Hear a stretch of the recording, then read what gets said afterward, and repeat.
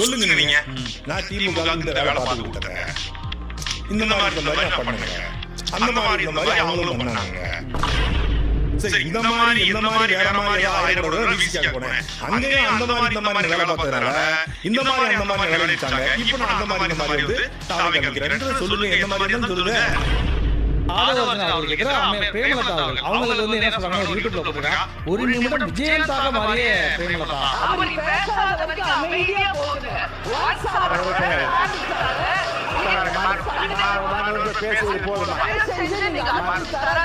சட்டசபையில எல்லா உறுப்பினர்களும் சரியா தான் பேசிட்டு இருக்காங்க.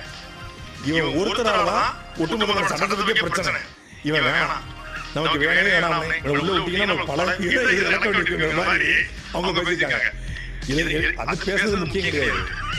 சபாநாயகர் கேட்டுட்டு நல்ல கருத்தை சொன்னீர்கள், நீங்க சரியான கருத்து சொல்லுவீங்க.